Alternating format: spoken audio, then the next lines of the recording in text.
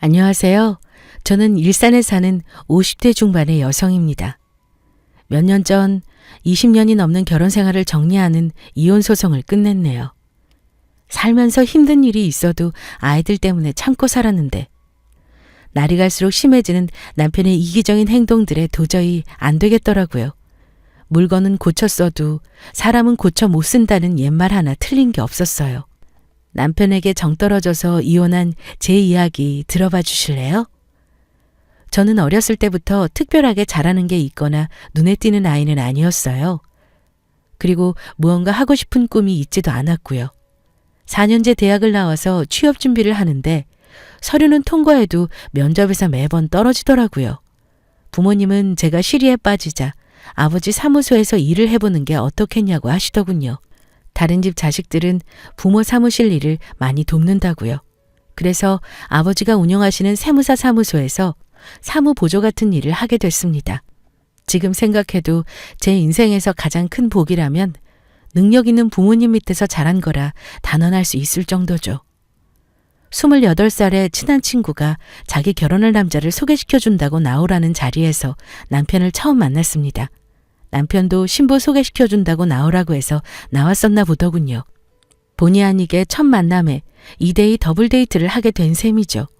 나중에 친구 얘기를 들어보니 저희 둘을 이어주려고 친구 부부가 작정한 자리였더라고요. 여기는 제 친구 남현수고 이쪽은 남편 친구 최우주 씨. 이렇게 만난 것도 인연인데 서로 인사해요. 둘 다 마침 솔로기도 하고 오늘 만나는데 더블 데이트 어때요? 남편의 첫인상은 180cm가 넘는 키에 덩치가 커서 남자답고 씩씩했어요. 친구 말로는 집안 형편이 어려워 가장 노릇을 해서 고등학교 졸업하고 안 해본 일 없이 살았다고 했어요. 저를 만났을 당시는 타이어 공장에서 일하고 있었고요. 대학에서 책만 끼고 사는 남자들만 보다가 남편을 보니 어른 남자 같더라고요. 그리고 무엇보다 제가 여태 만나온 그 어떤 남자보다 적극적이었어요.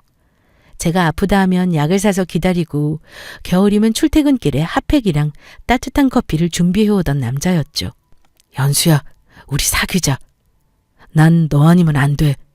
내 인생에 너 같은 여자는 다시 못 만날 것 같아. 그런 남자의 수뇌부에 넘어가서 4년을 사귀게 됐어요. 그 사이에 서로 집안에 인사를 가기도 하고 남편은 제 응원에 힘입어 야간대학을 나와 무역회사에 취직도 했고요. 부모님은 처음에 남편과 제 사이를 반대하셨어요. 학벌도 낮고 집안도 너무 가난하고 직업도 안정적이지 않다고요. 하지만 남편이 조금씩 노력하고 저와 꾸준히 만나는 모습을 보시고 결국에는 결혼까지 승낙해 주셨죠. 평소 자기 주장이 강하지 않은 제가 강하게 이 남자랑 결혼하고 싶다고 한 게 가장 큰 이유이기도 했고요. 결혼할 때 아무래도 가장 큰 문제가 신혼집이었는데 시어머니와 시동생이 살고 있는 시댁은 방이 2개밖에 없어서 살기 힘들었고 친정은 남편 직장과 거리가 멀었어요. 그러던 차에 아버지가 세무서를 퇴직하고 받으셨던 퇴직금을 선뜻 내주시며 신혼집을 마련해 주셨어요. 세무사 사무실도 이제 겨우 자리 잡아서 경영이 힘든 상황이었는데 하나밖에 없는 딸이 아무것도 없이 시작하는 건 도저히 못 보시겠다며 해주신 거였어요. 덕분에 없는 살림이었지만 신혼 때부터 돈을 아끼며 모을 수 있었네요. 결혼 2년 후에 첫 딸이 태어났고 친정아버지는 첫 손주를 안아본 기쁨도 잠시 60대 중반의 나이에 뇌졸중으로 돌아가셨어요. 너무나 갑작스런 죽음이었기에 작별 인사도 못하고 그렇게 허무하게 가시더라고요. 자연적으로 아버지 사무실은 문을 닫게 되었고 저도 일을 그만두게 되었죠. 무엇보다 남겨진 친정엄마가 걱정이 돼서 친정을 자주 가게 되었어요. 친정은 제가 사는 지역과 2-3시간 떨어져 있었지만 일주일에 3-4번은 갔었던 것 같아요. 문제는 남편이 결혼하고 연애 때와는 완전 다른 사람이 되었다는 데 있었어요.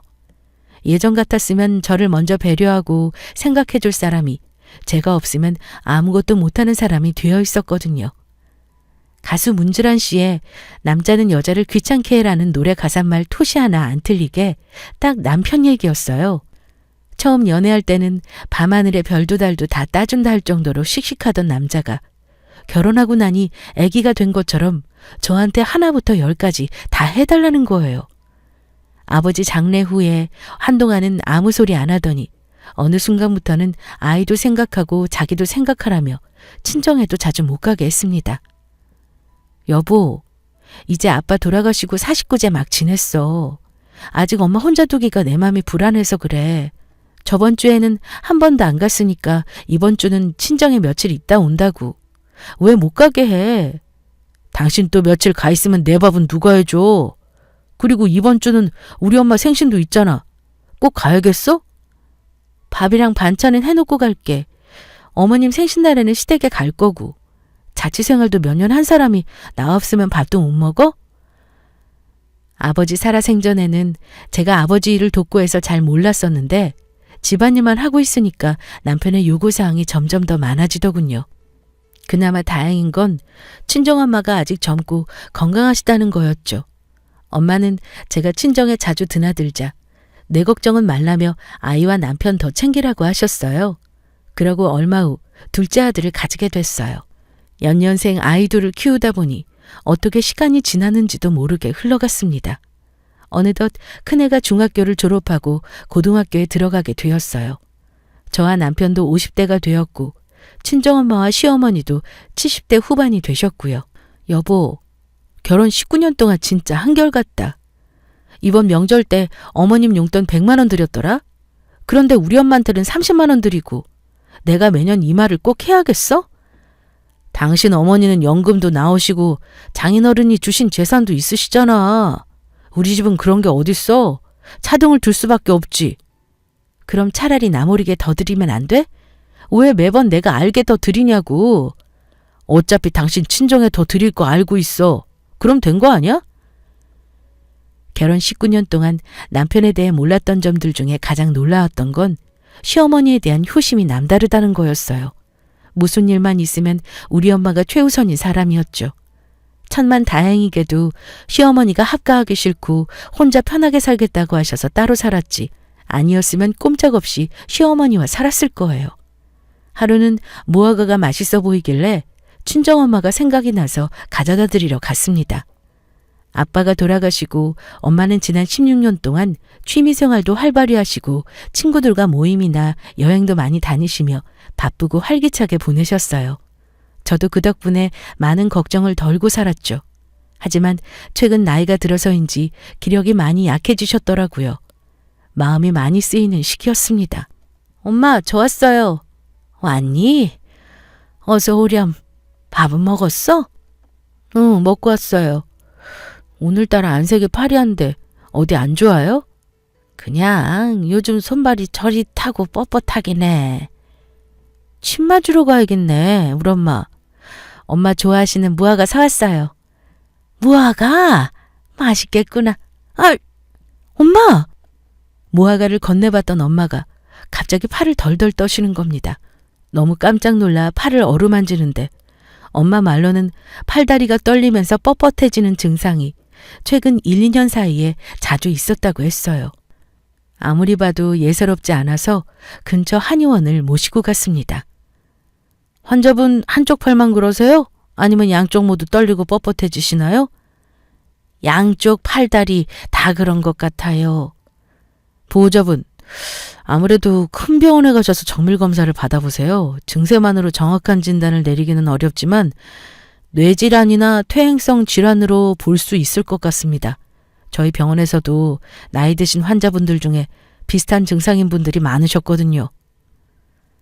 그 길로 그쪽 분야에서 유명하다는 대학병원 전문의를 소개받고 진료 예약을 했습니다. 마침 취소된 예약이 있어서 한 달 안에 진료가 가능하더라고요. 검사 결과 엄마는 파킨슨병을 진단받으셨어요. 치매와 더불어 신경퇴행성 질환의 대표적인 병으로 65세 이상 노인들에게 주로 나타난다고 했습니다. 점점 팔다리가 굳고 거동이 불편해지면서 시간이 지날수록 증상도 심해지고 관리가 까다롭다고 했어요. 심각할 때는 혀까지 굳을 수 있다고요. 엄마는 초기를 넘어서 어느 정도 진행이 된 상태에서 병원에 왔다고 하더군요. 지금 보기에는 멀쩡해 보여도 재활치료나 약물치료를 하지 않으면 일상생활이 불가능할 정도로 급속도로 병이 진행된다고 했습니다. 치매가 같이 올 확률도 보통 사람보다 40%나 높고요. 엄마와 저는 충격적인 소식에 함께 엉엉 울었습니다. 엄마는 명이 닿을 때까지 내 육신 내 맘대로 운신하다가 편하게 죽고 싶었다며 이게 무슨 일이냐며 서럽게 우셨어요. 두 눈이 퉁퉁 붓도록 울고 나서 앞으로 어떻게 해야 할지 상의를 했습니다. 엄마는 외할머니가 돌아가시기 전에 치매기가 있으셨던 걸 기억하고 평소에 요양보험을 들어놓으셨다고 했어요. 치매나 몸을 스스로 활동할 수 없을 때 간병 자금이나 실손 보상 형태로 받을 수 있다고 했습니다. 혹시나 몰라서 젊었을 때부터 장기적으로 보험금을 납부하신 상태라고요. 무엇보다 자식이라고는 저 하나인데 제가 엄마를 모시는 게 맞다는 생각이 들었어요. 병원에 통원 치료도 다니셔야 하고 거동이 불편해지는 병이라서 여러모로 보호자가 필요해 보였죠. 일단 남편과 상의하기로 했습니다. 여보, 엄마 병원 검사 결과 파킨슨병이래. 뭐? 장모님이? 어쩌다가... 그래서 치료는 어떻게 하면 된대? 지금 초기 단계는 지나서 재활치료나 약물치료 적극적으로 하고 지금은 덜 하신데 앞으로 거동을 혼자 못 하실 수도 있어서 내가 옆에서 간호해야 할 것 같아. 그게 무슨 소리야? 당신이 어떻게 간병한다고 그래? 그럼 누가 해? 당신처럼 형제가 있는 것도 아니고 자식이라고 나 혼잔데 우리 집으로 모셔와야지. 뭐? 우리 집으로? 말도 안 돼. 당신 희주 이제 곧 고2 올라가고 무진이도 고1 된다고. 공부하는 애들 둘씩이나 있는데 이 집에서 어떻게 간병해? 애들도 공부 안 될 테고. 그럼 내가 친정에 가서 간병할게. 그건 괜찮지? 여보, 요새 전문 요양병원들 엄청 잘 돼 있는 곳 많아. 의사나 간호사들도 상주하고 있고. 그런 요양병원 알아보는 건 어때? 그게 무슨 말이야? 보호자가 있어야지 그런 곳에 엄마를 방치해두라고? 당신은 하나는 알고 둘은 모르네. 전문 요양병원 색안경 끼고 보지 마. 요새 시설도 최첨단이고 얼마나 체계적인데 알아보고 그런 소리를 해. 친정 얘기만 나오면 반대 의견부터 내는 남편을 알기에 처음에는 요양병원 얘기를 듣고 괘씸해서 저도 큰 소리로 말도 안 되는 소리 하지 말라고 했어요. 그런데 다음에 엄마를 만나러 갔더니 엄마도 파킨슨 전문 요양병원을 알아보셨더라고요. 마침 친정집에서도 멀지 않은 곳에서 1등급 요양병원이 있었습니다. 혹시 몰라서 엄마와 함께 병원을 방문해 봤어요. 자연경관이 좋은 곳에 최신식 시설로 지어진 병원이었습니다. 24시간 의료진이 대기 중이고 장기 입원 환자들을 위해 편의시설이 잘 갖추어진 곳이었어요. 가장 좋은 건 파킨슨 전문이라 모든 문턱이나 걸림이 없이 공간이 마련되어 있고 응급 호출벨이 곳곳에 있었습니다. 내친김에 상담을 받았더니 통합 파킨슨 질병 등급 척도에 따라 병의 진행 정도를 체크해서 한방치료, 재활치료, 명상 프로그램, 영양관리 등을 종합적으로 관리해준다고 하더군요. 엄마도 저도 처음 가본 전문 요양병원의 시설과 프로그램에 감탄은 하고 왔지만 저는 아무리 그래도 가족이 옆에서 보살피는 것과 같을까 하는 의구심이 남는 건 어쩔 수 없었어요. 희주랑 무진이도 고등학생인데 엄마 손길이 얼마나 필요하니? 너도 고등학교 때 내가 매일 도시락 2개씩 싸고 학교 끝나면 데리러 가고 그랬어. 나는 요양병원 들어가는 게 편하기도 해. 매번 어떻게 집에서 병원 통원 다니니? 지금도 걷는 게 힘들 때도 있는데. 엄마, 그래도 가족이 옆에서 있는 게 정신적으로도 많이 도움될 거야. 내가 아빠한테도 못했는데 엄마한테는 해주고 싶어. 내가 진짜 해준 게 없으니까 지금이라도 엄마 옆에 함께 하고 싶어. 마음만 받을게. 우리 딸이 엄마 많이 사랑하는 거 알고 있어. 내가 알고 있으니까 괜찮아. 남편에게도 전문 요양병원을 다녀왔다고 말했어요. 거봐. 요새 요양병원 같지도 않고 실버타운처럼 멋진 곳 많더라. 장모님은 재산도 있으시겠다. 정 불편하면 간병인도 고용해서 쓰시면 좋지. 그래도 자식 입장에서 부모 생각하는 건 어쩔 수 없어. 엄마는 병원 입원하고 싶다고 하시는데 나는 좀 더 신중해야 한다고 봐. 현실적으로 생각해. 지금 애들 가뜩이나 사춘기에 공부로 예민한 시기야. 당신도 애들 신경 많이 써야 하고 장모님 간병까지 하면서 힘들어서 어떡해? 당신 몸이 둘이 아닌데. 힘들게 어떻게 모셔? 방도 창고방 하나 남았는데 그거 짐 다 치우고 방으로 만들 생각해봐. 도대체 돈이 없는 것도 아니고 왜 그러는 거야? 당신도 당신 어머니 아니라고 그렇게 속단하지 마. 돈이 문제야 지금? 남편과 친정엄마 간병 문제로 한동안 말다툼을 지속적으로 했어요. 하지만 결국 엄마의 결정으로 요양병원에 입원하기로 했습니다. 본인이 병을 인지해서 그런지 몰라도 혼자 걷거나 거동할 때 불편함을 느껴져서 편하게 병원에서 치료받고 생활하고 싶다고 하셨어요. 다른 누구도 아니고 환자 본인이 강력하게 주장하자 저도 어쩔 수 없었습니다. 대신 제가 자주 찾아뵙기로 했어요. 병원에 가는 날 얼마나 눈물이 나던지 엄마 앞에서는 안 그런 척했지만 마음이 너무 아프고 미안해서 병원에 엄마를 두고 오는 길에 차를 세워두고 혼자 오열을 하고 왔습니다. 엄마가 요양병원에 들어가서 집중적으로 치료를 한 지 1년이 넘고 아이들도 고3, 고2가 되었어요. 남편은 아직도 일주일에 한두 번 요양병원을 찾아가는 저를 나무랄 때가 많았습니다. 우리가 집으로 모셔서 간병하는 것보다 훨씬 체계적이고 전문적으로 관리받는 건데 무슨 유난을 떠냐고요. 엄마가 병원에 입원한 지 1년이 됐는데 딱 한 번 방문해 놓고 사위라는 사람이 저런 소리를 하다니 말을 안 해서 그렇지 얼마나 섭섭하고 밉던지 이루 말할 수도 없었죠. 그러던 어느 날 남편이 사색이 돼서 집에 왔습니다. 당신 무슨 일 있어? 얼굴이 왜 그래? 엄마가 한쪽 무릎이 그렇게 안 좋으시다고 하시더니 무릎 인공관절 수술 받으셔야 한대. 무릎 수술? 관절염 심하시다더니 수술해야 한대? 관절 치환술인데 돈도 돈이지만 잘 견디실지 모르겠어. 연세가 있으셔서. 그래도 수술해야 하면 하는 게 맞지. 시어머니는 두 아들의 지원으로 무사히 무릎 수술을 마치셨어요. 수술 후 입원을 한 달 정도 예상했는데 회복이 빠르셔서 20일 정도 만에 답답하다고 병원을 뛰쳐나오셨다고 하더라고요. 저도 병원에 자주 가서 살피고 간호도 해드리고 했는데 정정하시더군요. 그런데 남편은 엄마 혼자 집에 있는 건 말도 안 된다. 내가 옆에서 지켜봐야 된다는 둥 혼자 난리였습니다. 오히려 시어머니는 쿨하게 괜찮다 하시고요. 여보, 우리 엄마 여태껏 고생 많이 하시며 사셨어. 그래서 내가 모시고 싶어. 우리 엄마 집에 모시려고 했을 때는 안 된다며. 그리고 어머니는 수술도 잘 되셔서 예후도 좋은데 무슨 말이야? 장모님은 돈도 있고 잘 사셨잖아. 우리 엄마는 늘 가난에 허덕이면서 젊었을 때부터 노동일 많이 하셨고 비교가 안 되지. 말도 안 되는 소리 하지 마. 지금 그 말 못 들은 걸로 할게. 어머님 우리 집에 모시는 거 반대야. 서로 얘기한 지 이틀 만에 남편은 집으로 시어머니를 모시고 왔습니다.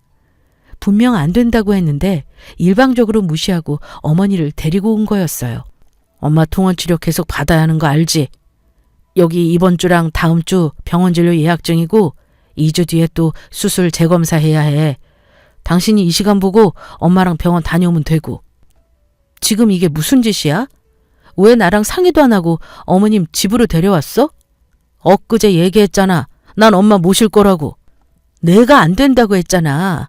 나 지금 우리 엄마 요양병원도 다녀와야 하고 애들 중간고사 앞두고 있어서 챙길 게 한두 가지가 아니야. 어머님까지 어떻게 챙겨? 그럼 우리 엄마 병원은 누가 같이 가? 난 일해야 하고 내 동생도 직장 가야 하는데 집에서 노는 당신이 같이 가야지. 집에서 노는? 지금 말 다 했어? 내가 어떻게 놀고 있니? 지방 가사에 애들이랑 당신 뒷바라지에 우리 엄마 병간호에. 그리고 어머님은 무릎 수술 잘 끝나서 혼자 잘 다니시잖아. 병원 먼 것도 아니고 차 타면 10분 거리에 있고. 꼭 우리 집에 모셔야 해? 당신은 부모한테 할 소리니? 부모가 병원에서 큰 수술을 받았는데 집에서 모실 수도 있지. 그럼 왜 당신 엄마는 우리 집에 모셔도 되고 우리 엄마는 집에 모시려니까 그렇게 반대했어? 장모님이랑 우리 엄마랑 같아? 장모님은 신경질환이잖아. 우리 엄마는 수술이고. 경우가 다르지? 그게 무슨 무논리야. 누가 봐도 우리 엄마 증세가 더 심각하고 보호자가 필요한 질환인데 반대로 생각하는 게 맞지? 그리고 당신 말 맞다나 아이들 지금 고3, 고2야. 한창 공부 예민하고 보살핌 필요한 시기에 당신 어머니 데리고 와서 돌보라는 게 말이 돼? 여보, 우리 엄마는 너무 고생해서 자식 효도 받아야 해. 고생 안 한 장모님이랑 같아? 우리 엄마가 고생 안 했다고 누가 그래? 당신 내가 20년 가까이 같이 살았지만 진짜 자기 집 위주의 이기적이다. 본인 부모 귀하면 내 부모도 귀해. 왜 매번 비교하고 내 친정 무시해? 남편은 못 들을 말을 들었다는 듯 무시하더군요. 매번 분리하면 꼭 하는 짓이었습니다. 시어머니는 병원에 혼자 가도 된다고 했지만 저는 며느리 노릇은 해야 할 것 같아서 최선을 다했습니다. 회복이 빠르시다 해도 70대 노인이 큰 수술을 한 거였으니 걱정도 되고요. 문제는 남편이 시어머니를 집에다 모셔오기만 했지 병간호나 병원 문제에 도통 관심을 안 가진다는 거였습니다. 일이 바빠서 신경을 못 쓰는 것도 아니고 심지어 주말에 친구들과 낚시 약속을 잡고 나가려 하더군요. 저는 시어머니 병원 진료 때문에 친정엄마 요양병원을 2주간 못 갔다고 꼭 가야 하니까 이번 주말은 약속 가지 말고 남편에게 무릎 재활치료에 같이 가라고 했습니다. 그랬더니 말갑지도 않은 소리 그만하라며 저보고 요양병원 갈 생각 꿈에도 하지 말라더군요. 자기 할 말만 마치고 저를 무시하는 남편을 보고 나도 똑같이 무시해주마 싶었어요. 주말 결국 남편은 낚시 약속을 갖고 저는 재활치료니까 이번에는 혼자 다녀오시라고 시어머니에게 양해를 구하고 친정엄마 요양병원에 다녀왔습니다.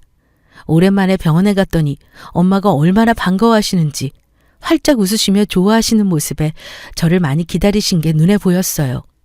1년이 넘는 시간을 요양병원에 있으셔서 주변에 친해진 친구분들도 꽤 있으시더라고요. 가을맞이 음악회를 한다고 오카리나라는 악기도 배웠다며 보여주셨어요. 음악회 꼭 보러 오겠다고 약속하고 집에 도착하니 늦은 저녁이었죠. 모두 자기 방에 있는지 거실에는 남편 혼자 소파에 앉아있더군요. 당신 지금 어디 갔다 와? 엄마 요양병원 다녀온다 했잖아. 당신 내 말 무시해? 내가 거기 가지 말고 우리 엄마 재활치료 다녀오라고 했지. 그렇게 어머님 일이 중하면 당신이 약속 같은 거 안 가고 같이 가야 하는 거 아니야? 당신 부모 일인데 내 말 무시한 건 당신이잖아.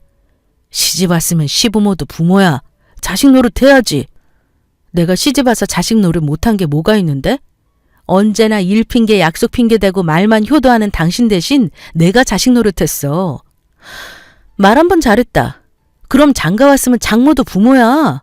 너는 자식 노릇 했니? 나는 남자니까 다르지. 어떻게 다 큰딸도 있는 남자가 그런 구시대적인 말을 하고 싶니? 우리 딸이 당신 같은 남자 만났다고 생각해봐. 진짜 끔찍스럽다.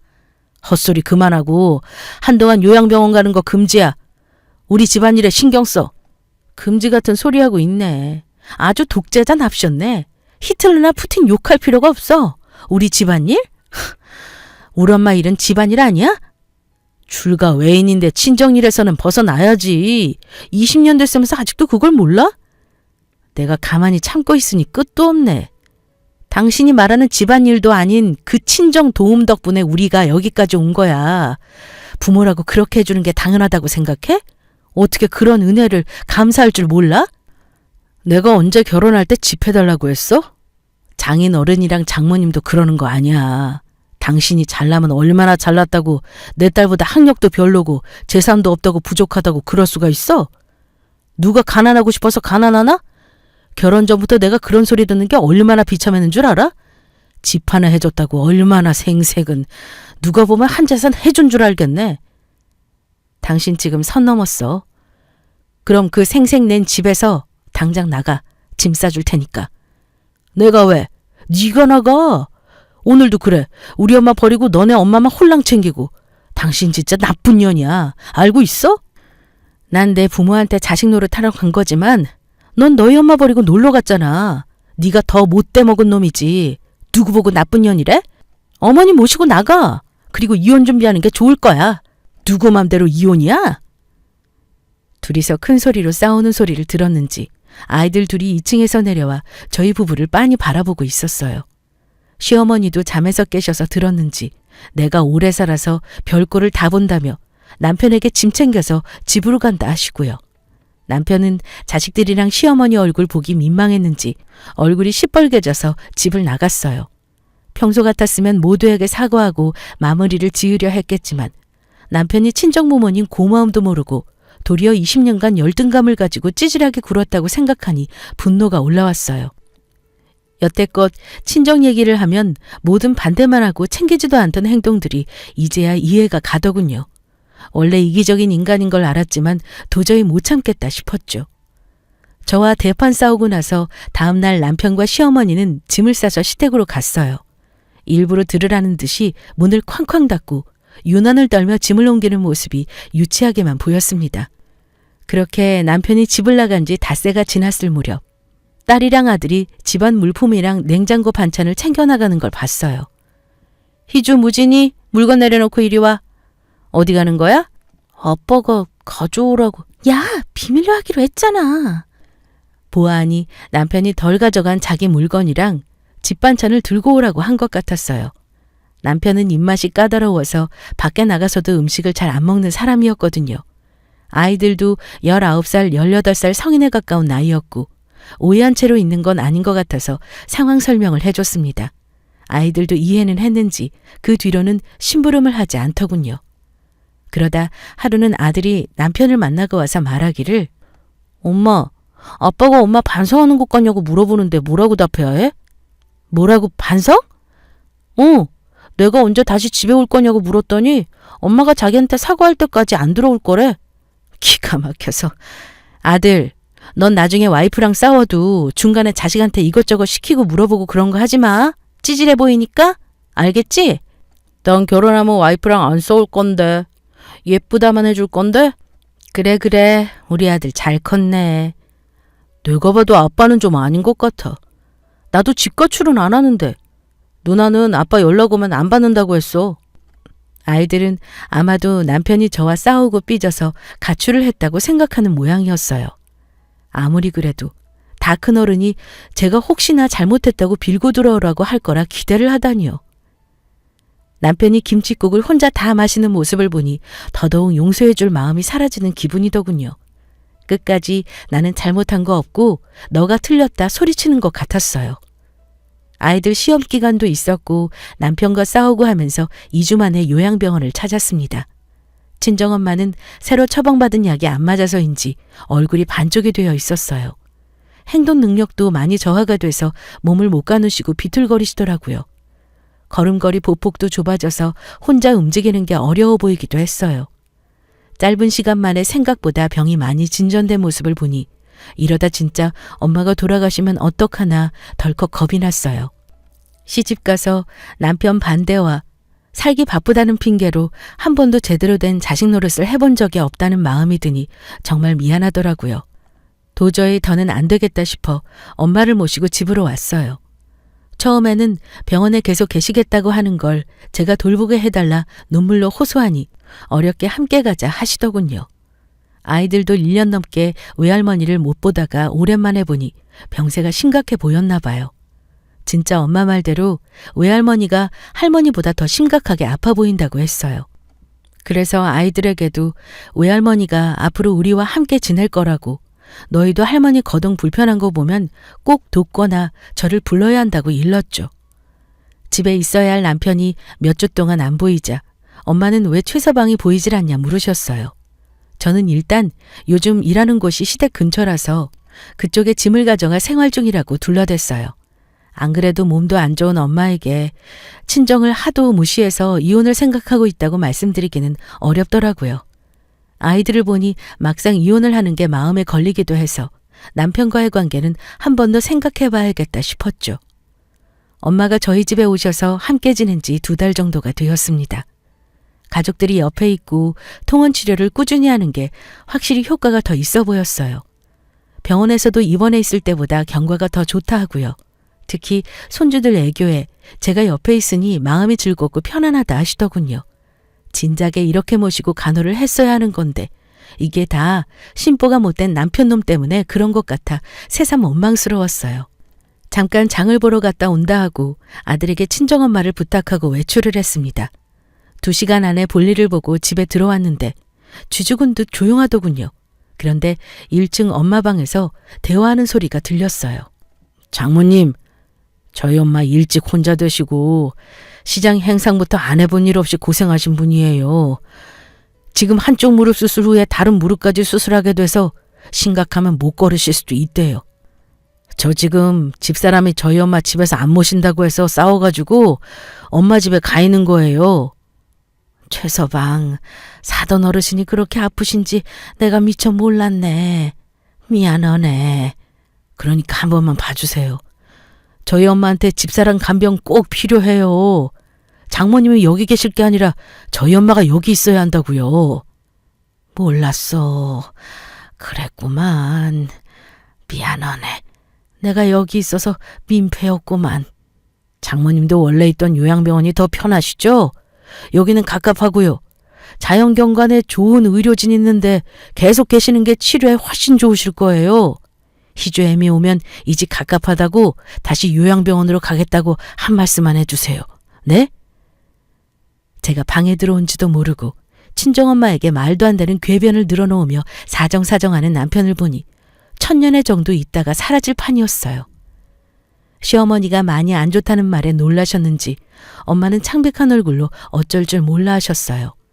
엄마가 얼굴이 안 좋아 보이던 말던 자기 할 말만 하면서 조정하려는 최악의 쓰레기를 이때까지 남편으로 생각하고 살았다니 20년간의 결혼 생활이 허송세월같이 느껴졌습니다. 엄마, 이 사람 얘기 더 이상 들을 필요 없어요. 제가 다시 말씀드릴 테니 편하게 쉬고 계세요. 놀라실 이유 전혀 없으니까. 남편은 제가 갑자기 뒤에서 불쑥 나와 말을 하자 혼비백산하는 모습이었는데 저는 아랑곳하지 않고 엄마 손을 토닥이며 안심시키고 남편을 끌고 방을 나왔어요. 주거침입자 아냐? 난 우리 이혼 준비하고 있다고 생각했는데 내 집에는 웬일이야? 우리 엄마한테는 무슨 소설 같은 얘기를 꾸며대서 하는 거야. 안 그래도 심신안정이 제 일인데 환자 앞에서 무슨 짓이냐고? 내가 내 집인데 왜 못 와? 볼 일 있어서 왔다 왜? 소설? 너는 네 남편이나 시어머니가 어떻게 지내는지도 안 궁금하지? 저 혼자 잘 지내면 다 끝이지? 내가 왜 남의 일을 신경 써야 해? 이제 내 집안일 아닌데 굳이 알 필요 있나? 뭐? 남일? 안 본 사이에 아주 기고만장해졌네. 말 가려해. 누가 누구한테 화를 내는 거야? 지금 아픈 우리 엄마한테 반 협박하듯이 이 집에서 나가라고 한 짓 가스라이팅이야. 요새 그거 심각한 범죄인 거 알긴 아니? 그래야 워낙 뉴스나 글을 안 읽으니까 무식해서 그런 사회 이슈를 알기나 하겠어? 이게 서방아기를 이렇게 우습게 알고 진짜 한 주먹거리도 안 되는 게. 남편이 저를 위협하며 나서자 아들이 나타나서 제재해줬습니다. 엄마 괜찮아? 아빠 무슨 짓이야 엄마한테. 너희 엄마가 선을 넘어서 말이지. 그래도 남자가 여자를 때리려고 하면 돼? 아빠 진짜 실망이다. 찌질함에 극치네. 너 이 녀석 아빠한테 말버릇이 그게 뭐야. 엄마랑 같이 있더니 그새 안 좋은 것만 배워가지고 애들이 이렇게 된 것도 다 당신 때문이야. 나 혼자 애들 키웠니? 이상한 소리 하지 말고 당장 내 집에서 나가. 당신 아까 얘기 들었으면 알겠네. 우리 엄마 다른 한쪽 무릎 수술 하게 됐어. 그러니까 우리 엄마 간병 준비해. 시집와서 당신이 한 게 뭐가 있어? 이럴 때 자식 된 도리로 효도해야지. 개념이 없어 며느리라는 게. 그 말을 듣는데 친정엄마에게 이 집을 나가달라 하던 모습이 겹치며 분노가 폭발해서 이성을 차릴 수 없었어요. 당신이 아무리 이기적으로 굴어도 나는 우리 자식들 아빠니까 참고 넘어가려 했어.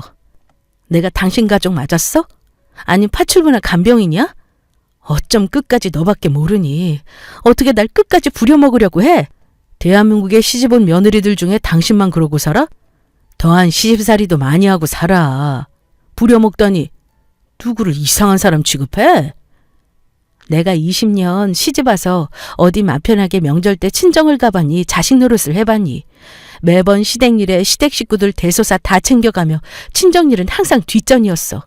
우리 엄마 이제 언제 돌아가실지도 모르는 상황이라 내가 마지막으로 자식 노릇 하겠다는데 당신은 끝까지 본인 엄마만 중요하지? 당신이 아주 대단한 효자라 100번 양보한다 쳐. 20년간 말로만 효도한다고 소리쳤지. 당신이나 도련님이나 진짜 시어머님한테 자식 노릇은 했니? 병원비 좀 내고 용돈 드리는 거? 그거 생판 남도 할 수 있는 거 아니야? 어머니가 무슨 꽃 좋아하고 무슨 음식 좋아하시는 거 알아? 최근 가고 싶어 하신 여행지는? 모르지? 그러고도 본인이 잘난 효도를 한다고 생각해? 어머니랑 대화라고는 5분도 버거워하면서 결국 당신은 자신이 효도하는 게 아니라 누군가가 대신해 주길 바란 거야. 그게 제일 만만한 나였고. 말도 안 되는 소리 그만해. 네 효도는 네가 하란 말이야. 나한테 하라고 강요하지 마. 시집 와서부터 파출부 간병인 취급한 이기적인 너 따위와 더 이상 부부 안 해. 아니 못해. 네 엄마만 엄마냐고. 이혼하고 각자 모셔. 누가 이혼한다는 거야? 내 사전에 이혼은 절대 없어. 저는 이를 악물고 남편과 실랑이를 벌였습니다. 언제 집에 왔는지 야자를 마치고 돌아온 딸까지 아들과 함께 옆에서 말렸지만 180이 넘는 거구의 남편이 저를 자꾸 흔들며 밀치자 아무도 말릴 수 없었어요. 결국 저는 남편 때문에 넘어지며 왼쪽 손목이 부러졌습니다. 엄마, 어떡해. 아빠 도대체 무섭게 왜 이러는 거야? 남편은 화가 안 풀렸는지 쿵쿵거리며 집을 나갔고 그게 이혼 소송으로 만나기까지 마지막 모습이었습니다. 제가 배우자 폭행죄로 접근 금지 명령을 신청했었거든요. 아이들도 그날 사건의 심각성을 몸소 느끼고 그 뒤로 아빠를 피하는 눈치였고요. 남편의 겁으로 이혼 소송은 오래 걸렸지만 남편의 폭행으로 인한 상처, 화가 나서 부시고 간 집기 등이 증거가 되기도 하고 무엇보다 아이들이 고스란히 증인으로 보고 있었기에 소송에서는 결국 승소했습니다. 재산 분할에서는 제 명의로 된 집과 남편 명의로 된 집을 나누게 됐는데 일을 하면서 꽤 열심히 투자를 했는지 저보다 재산이 많더군요.